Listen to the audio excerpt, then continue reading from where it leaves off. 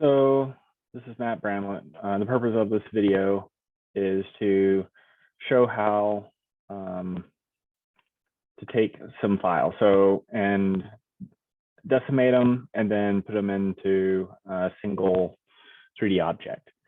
And while this was a small patient, we're still going to decimate them and go through the whole process. So here are the files, they're PLY that I've downloaded previously. First thing I'm gonna do is I'm gonna decimate them before I pull them in.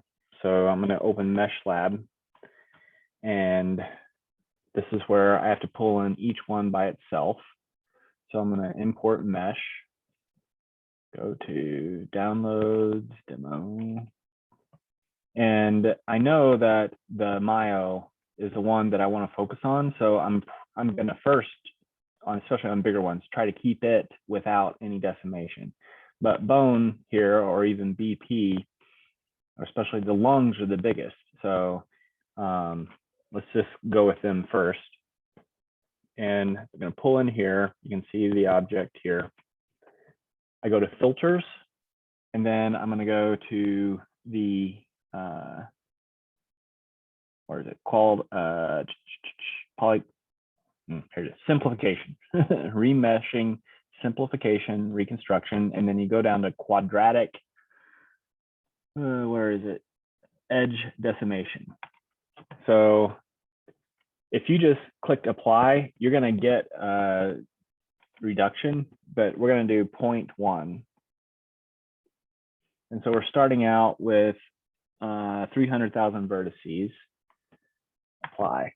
And the vertices are going to be the thing that's really going to drive the computing power, per my understanding.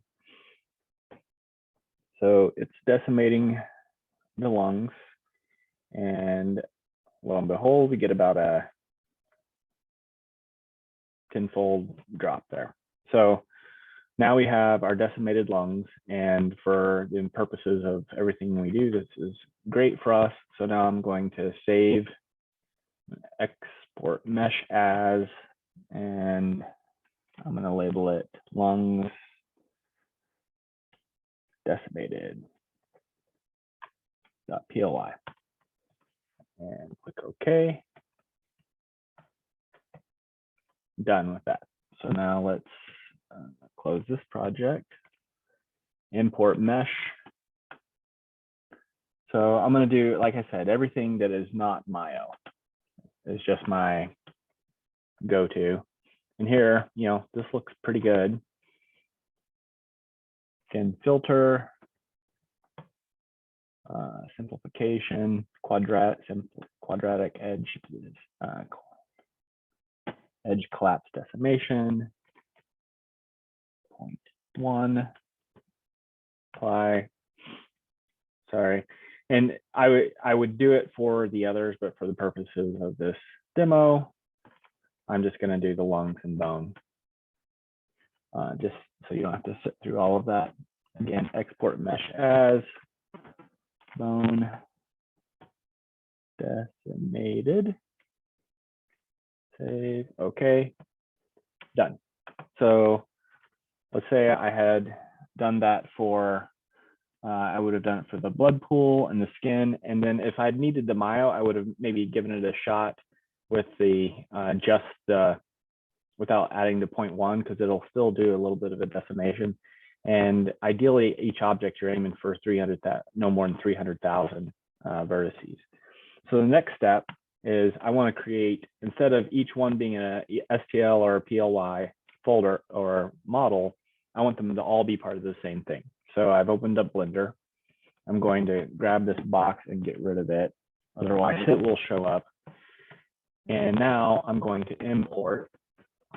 And this is where if they were STLs, I'd pull down the STL, but they're the PLY. So I'm going to come here, grab. So I'm going to grab the bone decimated, control lungs decimated. So I'm not getting bone, Mayo, blood pool, and I would have decimated the skin as well. So I'm leaving out those two. Import PLY. It's going to take a second, and they're going to populate over here.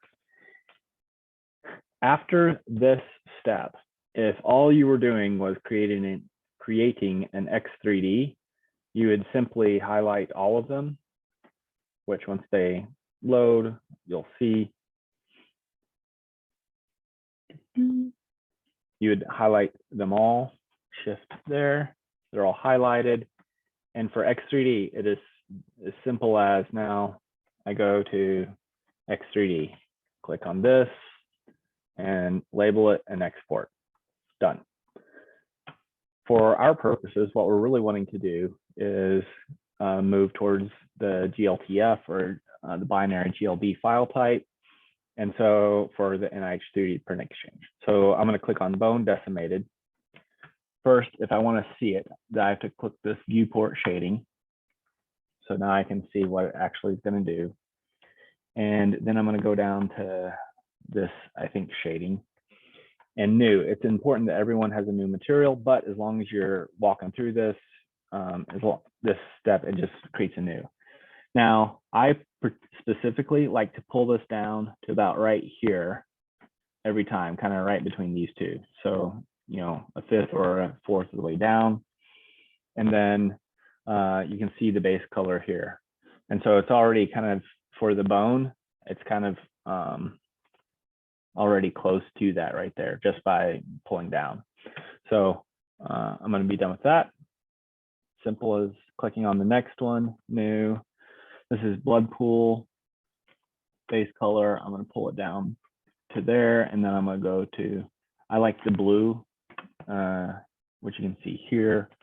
Lungs, new, base color, pull it down to here, and then I'm going to drag to, I get to about where I like fleshy colored lungs. I could make them a little darker grayer, but I'm good with that. Myo, I like the deep red, and again, pulling down to here. There's my deep red and skin. New, same thing here. Down, and then find a skin color you're happy with, wherever. So now I'm going to come back here, highlight these, shift in, and now all I have to do is come and export. And this is where, if I want to do the GLTF 2.0, I'm going to do this. I'm going to go back to that demo file, and I don't remember the name of this one. What is, yeah, CM0153. I label it combined just to know that I've already done that.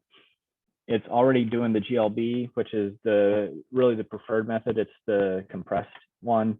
Up here, if you can change the format to the GLTF or the separates, these are larger files.